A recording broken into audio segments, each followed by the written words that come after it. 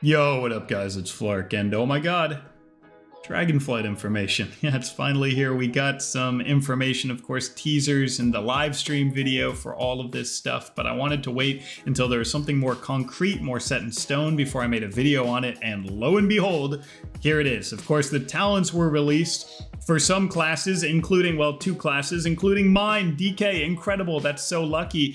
And also, a fan-made talent calculator was built by Matthias, if that's how you pronounce that. Thank you so much, dude. Sorry if I butchered your name, but thank you, man, for this, because now we can go over it. Of course, I wanted to talk a little bit about my feelings for the expansion as a whole.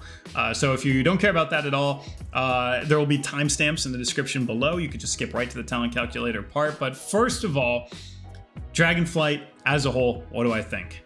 I am on the optimistic side, and I think it is a trap that we could fall into to say, well, Blizzard has failed me so many times. You know, have you played BFA? Have you played Shadowlands? It was terrible. We thought it was going to be all great, and now look what they did. You know, they're just going to mess it all up again. That's fair.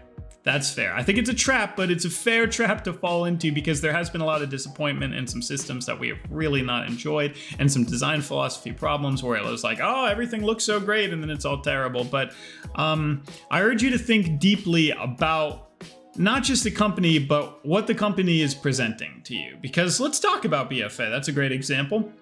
BFA was bad for most people. It was bad. And people were excited about it. So if we were excited about it and it was bad, then we got disappointed, and they could easily disappoint us again. But why were we excited? I think we were excited because it was a new expansion. Type, new systems. Ooh, Azerite. Oh, this is neat. Oh, I'm excited. I'm getting the bubbles. I'm getting the jitters. It's a new expansion. I just want to get hype.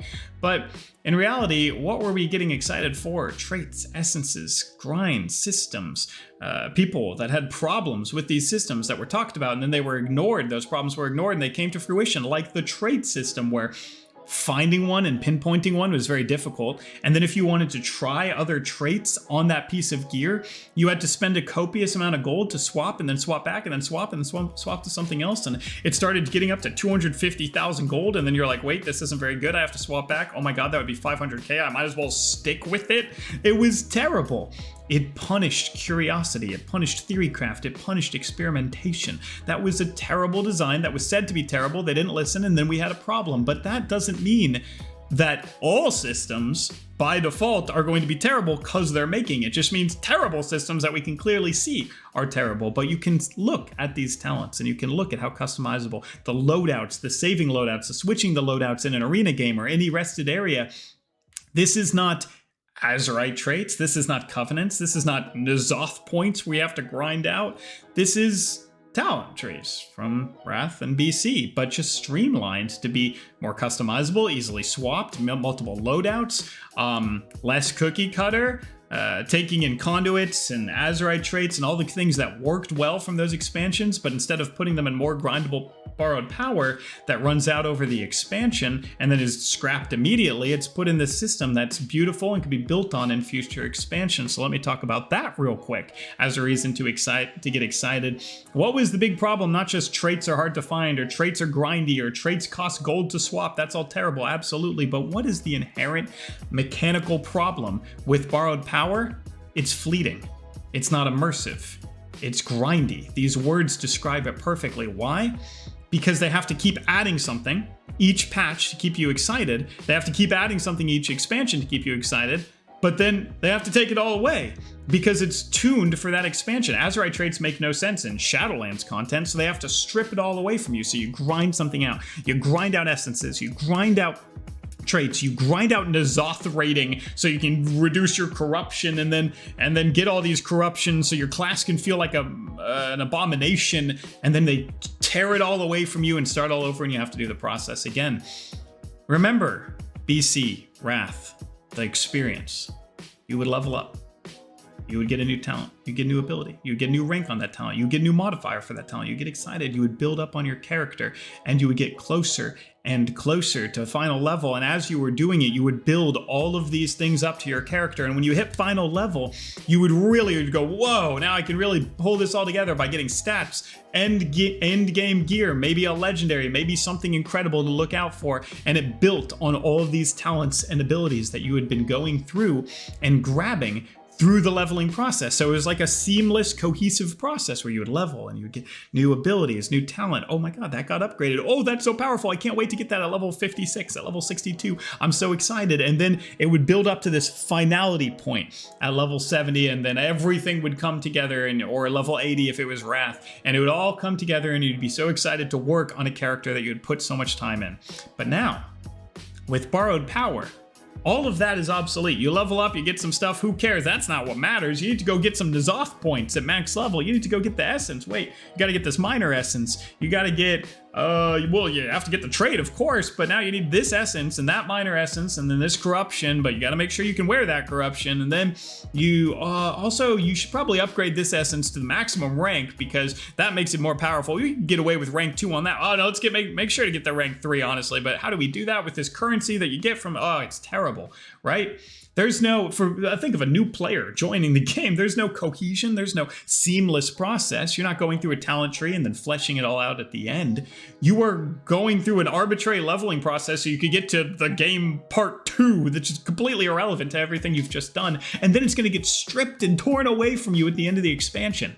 That, my friends, is why we were getting excited over something because it was new, and then we were getting disappointed because it was borrowed power nonsense, right? That's not what we have here. So when you think immediately and your gut reaction is to get, wow, they're just going to disappoint me again because that's what they've been doing, I urge you to look at what we have in front of us rather than look at what they failed with, because what they failed with is not what they're trying to do now.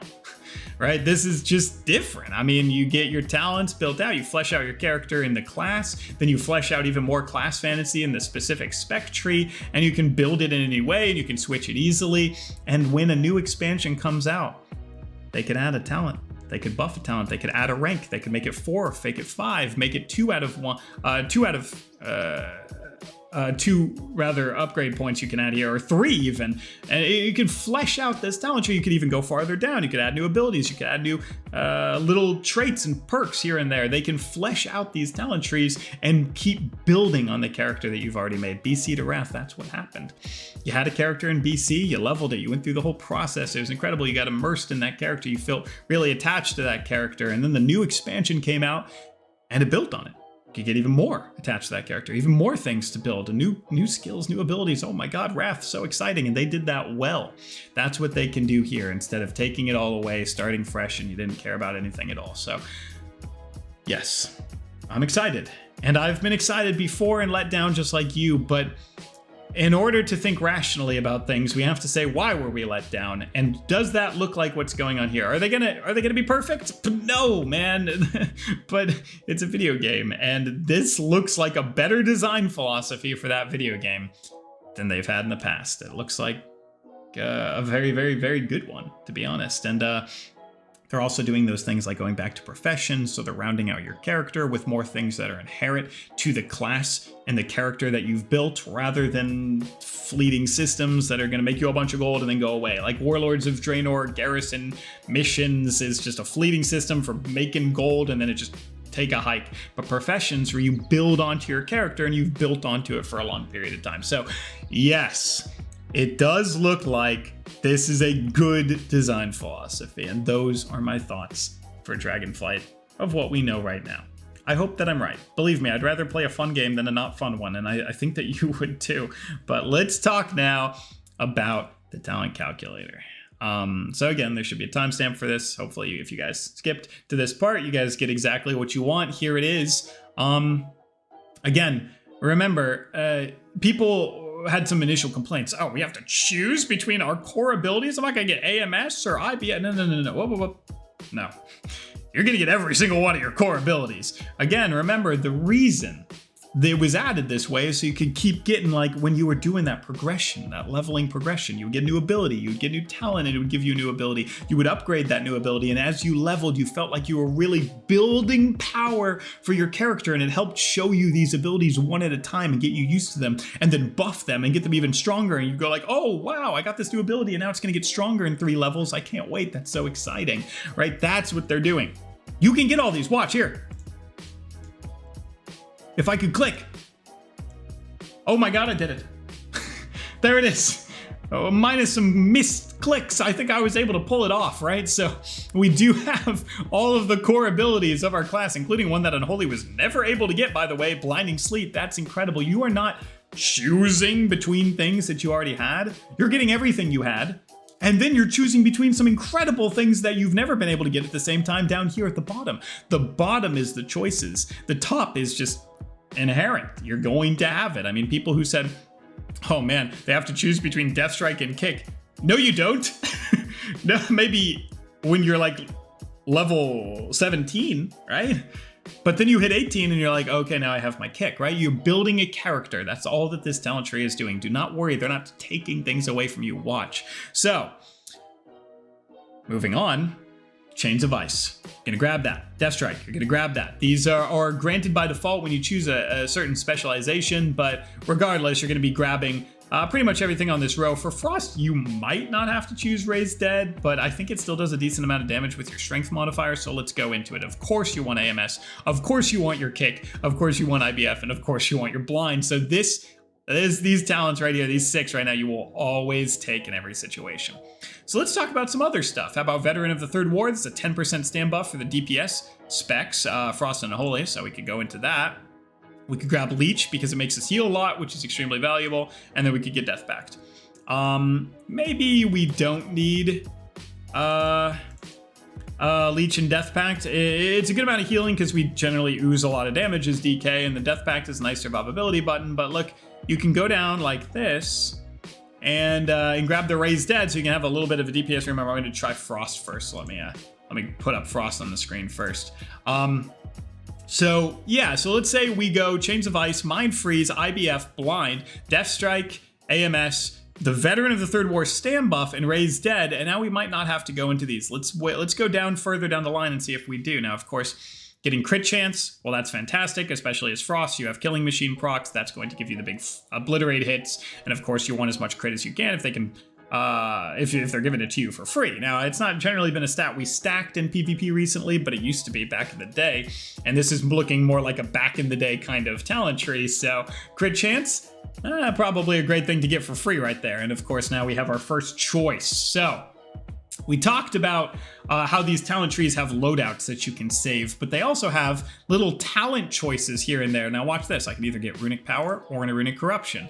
And that's really interesting because it brings back some of the value of those little choice sections that we would get from the mop style talent trees while combining them with the value of a not as cookie cutter Wrath system of talent trees. So yeah, I would go Runic Empowerment here. I think it's just better overall. And then now you have your first loadout based choice. What do I mean by that? What do I mean by a loadout based choice? Well, like I said, you can go down all these lines and all these lines and then save it. Name it, save it, and save it as a loadout. Let's say we save it as Wizards, like the build we would run against Wizards. Right? So it would be really focused on spell damage mitigation. Okay? So we save it, we name it Wizards, we have it on our loadout setup, and then we name a bunch more. You name one that's really good against RMP, you name one that's really good against jungle, you name one that's really good against double melee, warrior, TSG, maybe double warrior, if that's a crazy thing, right? And you have all these loadouts, and then you get into arena and you see what queue's on the other side, and you're like, that's warrior demon hunter. I will go to my melee loadout and I will pick that, right? Because yes, there are some brutal choices you have to make at the bottom of the row. There's so many great things and you want them all, but you don't really need them all for every comp. Why do you need big AMZ against Warrior Windwalker? You don't. So you make these loadouts properly and you name them accordingly and then you switch them. So this is a loadout choice. Chains of Ice affects one additional nearby enemy, or Mind Freeze gives you Runic Power and reduces the cooldown when you kick somebody with it. Well, that's really good against Wizards because you'll be kicking them all the time. And then double chains of ice is really good against melee because they're generally going to be together running down your healer, and you can change them both at the same time. That saves you 1 global and it saves you 1 rune. When you're trying to get counter pressure and you're trying to get slows on them as quick as possible so they can get peeled as quick as possible, saving a global, saving a rune, that's extremely valuable. That's going to really add up over the long run. So, but do you really need that against a mage who's over here and a warlock that's over there? No, I don't think you would get very much value out of that. So that is a loadout choice. When you make your against wizards, against casters loadout, you would include anticipation. But when you make your melee loadout or double melee loadout, you would include proliferating. And that's sort of some of the choices that you guys are going to be making in this next expansion. Of course, now we need IBF reduction. That's just way too good. That's your wall and your stun break. And then let's go down this line right here. So again, against wizards, you're going to want this row really badly, although anti-magic barrier is interesting. This is an incredible talent. It is the duration, the amount, and the cooldown reduction. So even against melee, this is good against Ret Paladin. Ret Paladin does magic damage, of course. This is good against DH. They do magic damage, but it's also good against CC. Because like I've always been talking about Death's Embrace, that legendary that gives you huge AMS duration, and this actually reduces the cooldown as well. You can use it to prevent CC more often and for longer, and it absorbs more, so going through it to stop you from being immune to CC is going to be harder. So anti-magic barrier, this is really hard because you feel like, oh, well, I'll just go down this row if I'm going against wizards, but you kind of want anti-magic barrier against almost everything with any form of magical CC.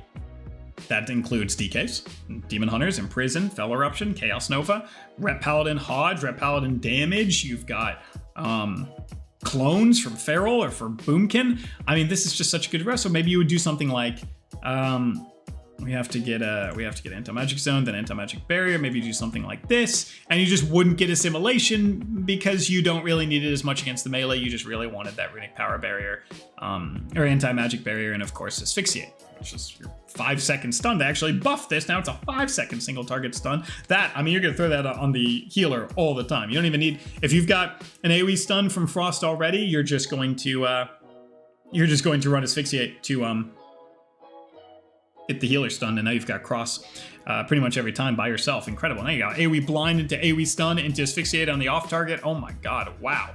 But let's keep going.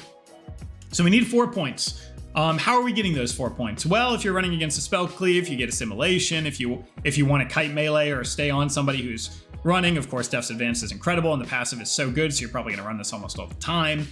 You can still get that Leech and Death Pact idea that I had before, or if you want to be less tanky just overall, but you want like a mobility button, you can grab Wraith Walk. You can even get a Sack Pact for your ghoul for a big heal. And or you could even go down this row a little bit. The improved death and decay is kind of clunky in PvP, and brittle is just good overall, 6% more damage. And so you have a lot of choices. You can be a little tankier. You can make a tankier version of the loadout and go like this. You could be a little bit more mobile and go down these two, or you can just get a little bit more damage overall, a little bit more output potential, and do something like that. Because you got the D&D cleave, you got the D&D haste, and you've got the brittle making them take 6% more damage for 5 seconds occasionally. That's just good sustained pressure. And now finally, we can get to the bottom row, and these are the big guys. These are the icy talons. You get attack speed. That's actually very valuable. We can get the runic power generation and power rune weapon. You can get this for any spec now, and I am certain all 3 specs are going to want it. So you have your first certainty. I know it took a while to get here, but that's how customizable these things are. That's just a good thing. But yes, Empower Rune Weapon for all specs, that is crazy. Not only does it give you immense rune generation and runic power generation on your burst, it also gives you the haste to spend that generation because it reduces your global cooldown so much and spam stam while you're getting the attack power, attack speed buff, and the haste gives you attack speed, so you just start getting more and more autos out and more damage. That's really good for Frost. That gives you the killing machines. It's really good for Unholy because those melee hits, those two-handed melee hits just hit really hard. But it's really for that haste, the global cooldown reduction, the rune generation, the runic power generation. It's all so incredible. So getting this for Unholy is huge because Unholy doesn't really have that great runic generation right now, or rune generation for that matter right now. And now you're going to have it, as well as getting 15% haste, which is like Unholy's best stats. So Empower and Weapon, that's so beautiful. But then, of course, you need to grab, well, you might actually have to grab Assimilation all the time, because look at this. Look at what you need. Improved Death Strike. Runic power cost reduced by 10 and 60% more healing for Frost Unholy. Bada boom, and there's A-Bomb Limb. Well, of course you're running A-Bomb Limb, right? And then you could pick Will of the Necropolis, which is a wall at low health. I really want to go into Blood Draw. It might be possible if I dropped like the D&D haste. Look at this. Look how you could just swap things around. I mean, what a great system. So let me just talk you through what I was saying. I know I just mumbled a lot of things to you, so let me talk you through what I was showing you. First, improved Death Strike. Massive healing, big cost reduction. Yeah, you'll want that. A-Bomb Limb. Ever heard of this one? Yeah, seems to do a lot of damage and pulls everybody into a big pile. I think that's really good for DK. We're going to run around that. Now we've got this Will of Necropolis. This is a Blood DK talent, I think, that is now offered to all specs. This is actually really good, right? Especially when you pair it with Blood Draw. So let's say you come out of RMP Go at 3% health, you get a Death Strike off and an AMS off, and you're completely fine. That could be because of Will of Necropolis, right? If you get into a kidney shot with no trinket, generally RMP just finishes you. But if they get you, if they just finish you at the last second of kidney, you're like, wow, if I would have lived that, I had AMS and Death Strike coming out of it, I would have been completely fine. Will of the Necropolis might give you that extra second. You get below 30% health, they're trying to finish you, and all of a sudden, boom, you got a 30% wall. And they don't finish you, which means you come out of it, you Death Strike and AMS to full, and you've extended the game from one talent right there. But when you pair it with Blood Draw, to fall below 30% health, you drain health from nearby enemies. You think that's counterproductive, but it's not at all. Yeah, it pulls you above 30% health, so now you don't get the wall anymore, but you're going to fall right below it. So let's say 6-second kidney, 5-second, 4-second, now you're 50% health, 3 seconds, now you're 40% health, 2 seconds, now you're 30% health. You still got 2 seconds left on this kidney, maybe 2.5, maybe even 3 seconds left on the kidney. You're going to die in this kidney. You fall below, you get that wall proc, you wall off one hit, and then you get the Blood Draw proc, you heal back up, right, to 50% health again. Now they have to get you low again. Now you're at 2 seconds left, 1 second left. They get you down to 20% health. The wall ticks in again, and you came out of the kidney, and you Death Strike and AMS and you're full health. And that's incredible synergy. The Blood Draw gives you a second chance, and then you get right back below into 30% health again, and you get Will of the Necropolis to keep you alive in that kidney shot, or any long stun, or a Stormbolt, or anything, really. So that's a great setup. And you saw, I swapped out Unholy Ground to make sure that I had both of those things, because I looked at it, it's like 5% haste during D&D. Looks pretty good with improved D&D, but if you sacrifice 5% haste, since you have this Empower and Weapon, you can go down Blood Draw and Will of Necropolis. So there are so many little options here and there. Remember, you can still do this. I just made myself tankier. I lost a little bit of damage. I lost my chance at Obliterate Cleave. It's not very good for Unholy because Scourge Strike hitting 5 additional enemies. What are you playing against? A zoo? I mean, you know, this is not valuable, right? So you can swap off those things. Maybe you lose some 6% damage, but you got 3% leech for sustained healing, and of course a big Death Pact cooldown, and that's very valuable for you. This is good. This is crazy. This is crazy how much customization is just in the DK tree alone. But I've been yabbering and yapping and talking, and I haven't even gotten to the spec-specific trees. So that just shows you, I mean, this is a nice little loadout. So I know, but okay, I know sure some people are like, oh yeah, well, what are you gonna run? Dude, I don't know. I don't have a guide yet for Dragonflight. I'm sorry. Talk to me again in a year or so from now, right? This is a loadout that I think looks really good and grabs all of your core abilities, so you're not missing out on a single one, except for Lichborn. I will really miss that. That's a brutal one, but it gives you a lot of power, a lot of tankiness, and still some incredible damaging abilities. And for PvP, yeah, I think you're always going to go down the left side and the right side, so we might have to say goodbye to Lichborn for this, because you can't do this. All right, you cannot click this if you haven't gone down the row. You can't go back up the row, right? So we might have to say goodbye to Lichborn in PvP for this expansion, which would hurt because going down that row gives you Soul Reaper. And Soul Reaper is not that great. for PvP. I mean, it's clunky execute. You're really comparing that to A-Bomb Limb and Empower Rune Weapon? Do you have any idea how much Unholy would kill for Empower Rune Weapon right now? 15% haste, all the runic generation, you would be loving it.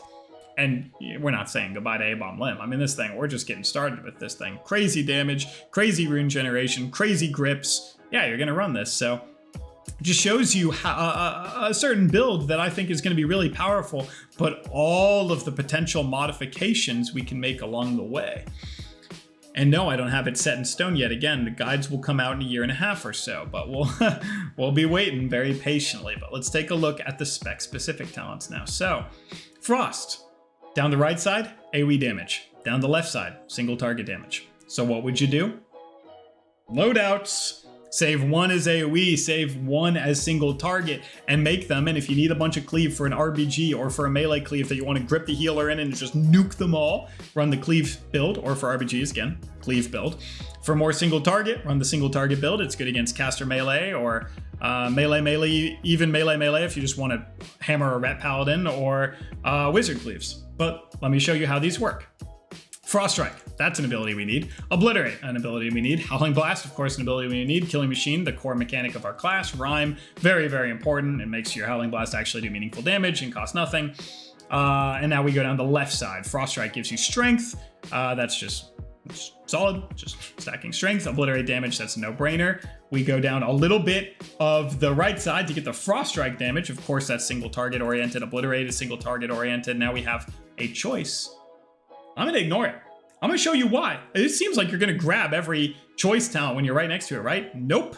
This is a rune and runic power generation choice talent, and I don't think we need either. I don't think we need any of that. So instead, I'm gonna save the talent point, grab Improved Killing Machine, which makes your Obliterate do frost damage during Killing Machine. We know how good that is. And I'm gonna grab Might of the Frozen Wastes, which is extremely good. This is your Obliterate damage doing way more damage when you have a two-handed weapon. So of course, we're gonna be two-handed gamers again, and then Pillar of Frost, that's your main offensive cooldown. Of course, you're always gonna run this, and now we've got some talent choices that I will make. If Cold Heart is still nerfed in PvP, I would make Inexorable. Otherwise, I would run Cold Heart because that would be Absurd Burst. And now we have our first interesting new talent. This is Enduring Strength. If you played BFA, this is Icy Citadel from BFA. When Pillar of Frost expires, you get a bunch of strength still, which lasts longer and longer for each crit you got during Pillar.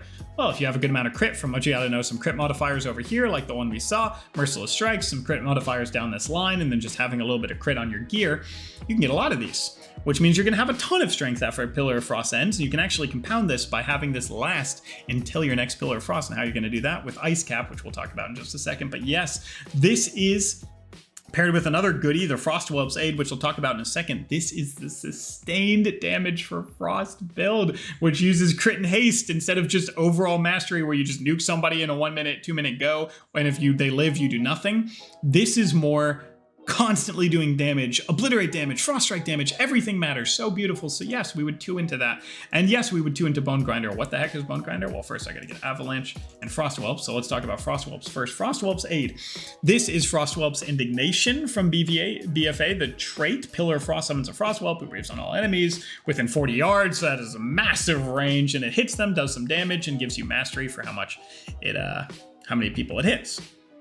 And this is every pillar, which makes you want Pillar up more often, which again shows you why Ice Cap is going to be so good. So Icy Citadel wants Pillar up more often, so you can get the Enduring Strength buff, and you can overlap the Enduring Strength buff with Pillar of Frost to make it a super Pillar of Frost. Wow. But then you want more pillars, so you also get Mastery. And then you also do damage with Frost Whelp. He actually cranks, believe it or not. He's a good little guy. And we finally need one more talent to pick before we can show the talent that brings it all together. Let's grab Remorseless Winter, of course. That's just probably going to need to be an auto pick because you are going to probably have Dead of Winter, the PvP talent. That's your AoE stun right there. But Bone Grinder, consuming Killing Machine gives you even more crit. There's even more crit that you can get for proccing all this, especially Ice Cap. And then at 5 stacks, you get a bunch of frost damage. Wow, that just seems good. Gives you more Killing Machines, and it gives your Killing Machines more overall value for sustained damage. Great, more sustained damage, we love it. Now, Cold-Blooded Rage. This is brand new. Frost Strike critical strikes can give you Killing Machine as well.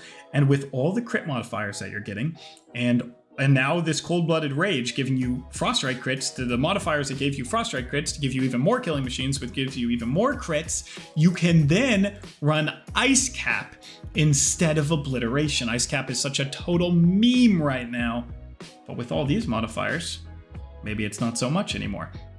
Now you have Pillar of Frost all the time because of your Frost Strike crits, and then they give you killing machines, and killing machines are guaranteed crits, and then guaranteed crits reduce your Pillar of Frost, and you get that Pillar of Frost down to a tiny cooldown, which means then your Enduring Strength overlaps, and you get a ton of strength during Pillar of Frost, and you're building more strength because Pillar of Frost gives you more strength for each rune spent during it, and then you're getting more Frostwhelp's Age, which does more damage because he cranks, and also it gives you Mastery, which makes you do more damage, and you can get a little bit more haste and crit on your gear because you're getting Mastery from Frostwhelp's Aid, which you're getting all the time because Ice Cap gives you Pillar, and boom! That is how we just not only return to form of customization and theory crafting and exciting builds and loadouts and all this stuff, but we also return to form in class fantasy because all these choices allows you to build the version of Frost that you remember. I remember Legion Frost, sustained damage, big goes, but what you really did is grind somebody down with big blitz, big Frost Strikes, and just set up those goes to finish them off once they ran out of cooldowns. That is what this build is like. Fast Pillar, Strong Pillar, Frostwhelp's Indignation. Crits here, crits there, crit here. Might of the Frozen Wastes, improved killing machine. You're gonna have, oh, by the way, Obliterate does more damage here. Frost Strike does more damage there. You're gonna have so much single target output, so much sustain. You're gonna feel like a class that matters the whole game, rather than a class that matters once every 2 minutes. And that is awesome, but you still have 5 talents run. You could either go with the AoE stun, but like I said, I think you might have Dead of Winter, so why don't you just grab more Rime damage, Chill Streak, a Rime proc from a Remorseless Winter damage, and then one of these talent choices. And oh, actually, scratch that. Let's go into a second charge of Empower Rune Weapon. My God, you want to talk sustained damage? First pillar, Empower Rune Weapon on it. Use your Empower Rune Weapon haste and all the crit modifiers you have to make Ice Cap give you a second pillar, of which you have a second charge of Empower Rune Weapon for. You have 2 pillars back to back, and both of them are going to have 15% more haste and rune generation for. Dude! What is this build, man? This is incredible. I mean, this is actually nuts, right? And that's just one. I mean, you still have, hold on. I ran out of Frostwhelp's Aid. I don't know why I'm not able to pick Frostwhelp's Aid right now. I have 2 talents. It's probably just a bug. We don't have to worry about it. But regardless, this is an incredible loadout right now for single target sustained damage. I mean, it's absolutely nuts. And if I go back up to the top, I can show you one that's also crazy for AoE damage. I glossed over. Let me show you this real quick. Let me get all the core ones, of course. I glossed over this. So what is this? This is Chill Streak, the ability. We know this thing very well. But now, instead of just having Chill Streak do a lot of damage and bounce a lot, it costs runic power now, so it's not a free button, but it's modified now by Piercing Chill and Enduring Chill. So this is the AoE-centric build, remember? So of course you're going to run one of these. One of them makes Chill Streak bounce and do more damage for every consecutive bounce. So if you have a big A-bomb limb, AoE stun go, and you get some pseudo AoE stuns after that, every time it bounces, it starts cranking harder and harder and harder. And runic power, we're already capped. If you've played Frost this expansion, you know that this costing runic power is fine. Maybe if it costs runes, like 2 runes, that'd be a little rough. But when we do our current A-bomb limb go, we're literally sitting there at a max runic power bar with nothing to do with it. This 40 runic power cost from Chill Streak, it's completely irrelevant. It's completely irrelevant. It's just something awesome to use our runic power for. And again, you have this talent modifier that gives you massive AoE nuclear damage because enemies suffering 5% more for each time you struck makes the last bounce do 50% more damage. And if that was currently in the game, our last bounce with current tuning would do like 16 to 17k damage. A 17k Chill Streak bounce while all your other nukes are going off? Yeah, that's completely insane. Or Enduring Chill makes it a little easier to go off because you've got that 2-yard increase. So as it's bouncing, it can bounce a little farther each time. And also it increases the maximum number of bounces. Now that would be absurd if there's a pet class that cannot shake the bounce, because every time it bounces, it gets a 20% chance to bounce another time. Which means, wow, if they have a pet class and they cannot shake the bounce, so they can never peel it. I mean, you could have like a 14 bounce chill streak with a 2-yard increased range. That's a 70% slow, and the damage from chill streak, you're gonna kill every single one of a BM Hunter's pets, and maybe even the BM Hunter. That's gonna be brutal. So you can pick either one of those. Then you got Improved Rhyme for the big AoE damage. You've got Remorseless Winter. Then you've got Remorseless Winter does 30% more damage, gives you a Rhyme proc. Now you have Remorseless Winter Gathering Storm talent, makes it do even more damage. You have that Empower Rune Weapon charge. Now you have Remorseless Winter does even more damage. Of course you need Pillar, because of course you need Pillar. Avalanche is AoE damage, Frost Whelp's Aid is AoE damage, Everfrost is AoE damage. Now you got the AoE stun, right? And now you got 6 talents, and you lose a lot of the single target things, and that's rough. But you could just go right down this line. You could still have the pillar ones, and you could get a little bit of the single target focused ones. You lose Obliteration or Ice Cap, which is kinda rough, but you gain, actually I think I could. You might even if you, oh, you can't give up Killing Machine. If you gave up one thing somewhere, maybe you don't need an AoE stun, you could actually still grab like Obliteration for that nuke. Look at that. If Dead of Winter is an AoE stun still in the game, you could run something like this. This is obscene. I mean, if you put this into an RBG, you're going to be doing, right now, if I had access to these talents, I'm doing 150k DPS. I mean, it's just going to be absolutely ridiculous. So, yeah.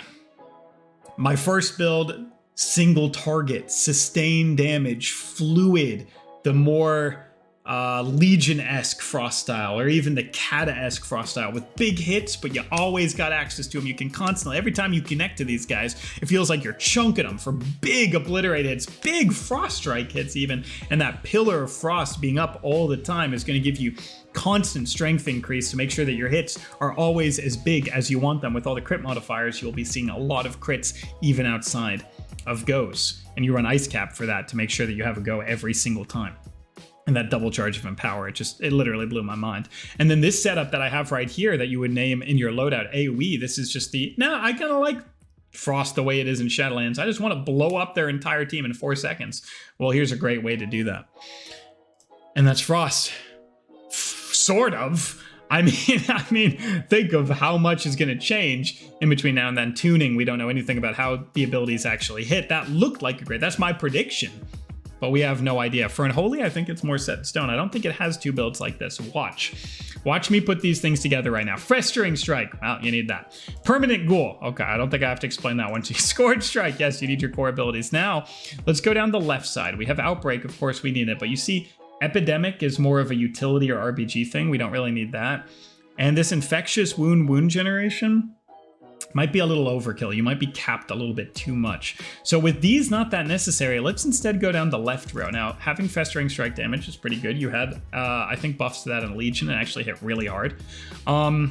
Festering Wound giving you Runic Power, that's fine. Now we've got Harbinger, which has generally not been that impressive, but as we go down this tree, you're going to see why I think this row is really, really good. So you got the Sudden Doom, makes your Death Coil cost no Runic Power. We've had this for a while. Now it procs more often and accumulates more charges. Of course you need Dark Transform. Of course you're going to take Unholy Pact over Defile. Of course you'd probably take Bursting Sores, and then you get to something very interesting. Death Coil does 40% more damage. Awesome. Makes you want procs of it more often, doesn't it? But wait a minute. It also cleaves. Wow. Now you really want procs of it, but hold on. I know I'm going real fast, but wait, let me fill out something real quick here. So I can get, let me fill out something real quick here. So I can get one more ability. Death Rot. I'm going to go back over those, I promise. I'm not going to skip all that. I know you're interested, but Death Rot. Sudden Doom causes your Death Coils to burst up to 2 additional Festering Wounds. This is Doom Burst from your PvP talents. And then instead of slowing them, it actually makes them take 8% more shadow damage when you burst 2. Wow. First of all. But second of all, double the wow. Because let's say you have wounds on multiple targets from AoE wound generation of any sorts, or maybe you're A-bomb, maybe you're still using Raise A-bomb PvP talent, or maybe you just did a swap. You somehow have wounds on both targets. Now you get a sudden doom proc, which you get more often because of Harbinger, and you use that sudden doom proc to do a 40% increased death coil hit for free that seeks out another guy and hits them as well, and bursts 2 wounds on both and causes them both to take 8% more damage. Shadow damage. Wow, that's a lot of value from one button press, and you don't even have to lose anything. This is a great line that we're going down. So, Death Coil value and Dragonflight seems like it. But of course, let me show over everything I skipped. I skipped over Unholy Pact is better than Defile because it's 3% strength and a bunch of flame damage instead of Defile, which is worthless.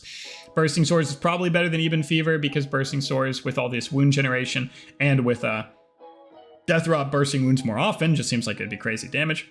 Improved Scourge Strike just makes your Scourge Strike do more damage, and Clawing Shadows then replaces Scourge Strike, which also does more damage from this talent, and is just a ranged Scourge Strike, which is just awesome. It's just awesome to have baseline like that.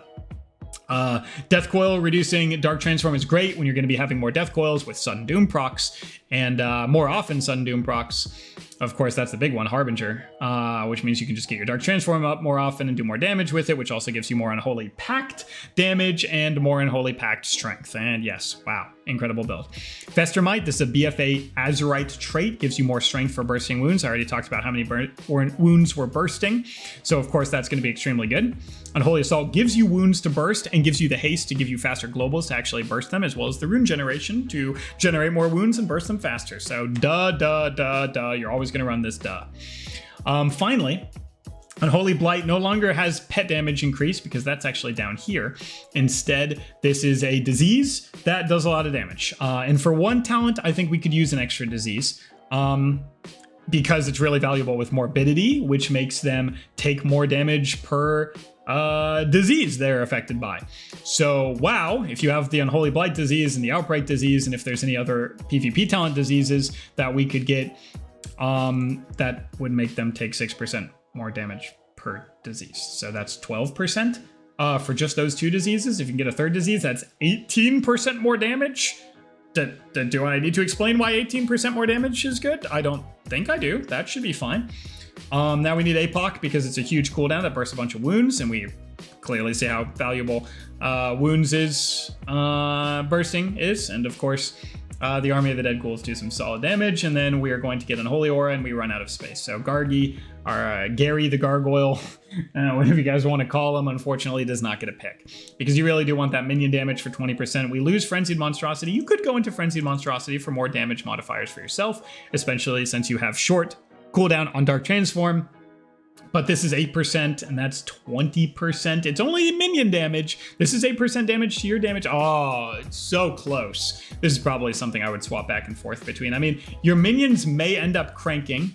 You don't have Gargoyle, though. I guess if you drop something and go down the Gargoyle line, you could maybe you drop 1 in morbidity. That really seems hard, but you could do something like this. This seems so hard to get rid of one of the morbidity tracks because that does so much damn, but you could do something like this, right? 20% more minion damage. Now you have Gargoyle. I know he's been bad for so long, but he wasn't bad in Wrath, and this is looking more like Wrath than it's looking like Shadowlands to me. So maybe Gargoyle is finally good again, and of course, then you would want him to do 20% more damage. You have to get Unholy Aura to get Gargoyle, but it's like Unholy Aura gets so much more value when you have Gargoyle. So that's why you would want to run down that line. And if you don't do this, maybe you do something like that. Right?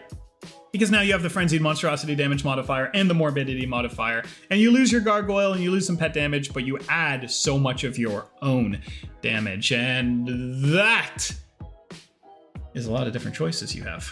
And I've been talking about it for 40 minutes, and the expansion is 9 months away. So just think about the amount of little loadouts and customizations and all of this stuff that you're going to be able to build. Think of this for me as my closing note to you. Instead of logging on and being like, oh crap, I have to grind this. Oh no, I have to get my N'Zoth level up. Oh my god, I have to do a vision of, oh no, I have to do a vision right now. Oh wait, hold on. I have to get that conduit. I guess I should just go do some world quests for a conduit. Wait a minute, hold on. Oh, I need that essence. I guess I could do this arbitrary thing to get the rank 3 of this essence that right? Instead of logging on and dreading it, maybe now you're going to be able to log on with these. Is where all the borrowed power is. Conduits, Azurite traits, essences, they're all right here. Maybe you'll be able to log on and be like, ooh, you know, I've been struggling with RMP. I wonder if I could shift out a loadout to be a little better against RMP. Let me get to work. And you would start looking through these customizable talents, all of these different choices that you have for Frost, for Unholy, for Blood, who knows? And you would say, oh, wait, if I switch out, if I boop, bop, bop, bop, and you just switch something and you switch something over here, wait, that could actually be really good. I could get a lot better against RMP. You save it over as RMP2, and you try that loadout next time you queue into RMP. That's what you can spend your time doing. That's what we can spend our time doing together as we theorycraft this new expansion, instead of being like, yeah, well, make sure you get the Zoth resistance level to 14. Yeah, and then you got it. No, not that anymore. So those are my thoughts about what we have for Dragonflight so far. I'm personally excited. I hope that you are too. I think it's more fun to be excited for things than miserable. So I hope that it is good. And it does look good to me. But I just said a lot of words. You guys probably have some words to say too. Please, discussion, comments below. You can write paragraphs. I don't care. I'll read the whole thing. You probably have so much bubbling at the mouth trying to get out right now. You got your own ideas, your own loadouts, your own builds that you've made. You can share them with me. You can talk about a talent that I might have missed that you think is extremely good. Look, I didn't even go down this right side of the row. Why? Because I don't think reducing the runic power cost of Death Coil is very good when you have Sudden Doom procs, and I don't think Epidemic is useful enough to go down this entire row for. Neither is Infected Claws, because it looks like we have enough wound generation as it is. But if you had some ideas on some separate loadouts, please, comments below. Let's get discussions. Let's talk Dragonflight. I'm really curious, and I will read literally everyone. And that's all I got. I hope you guys are excited as I am. And GG's.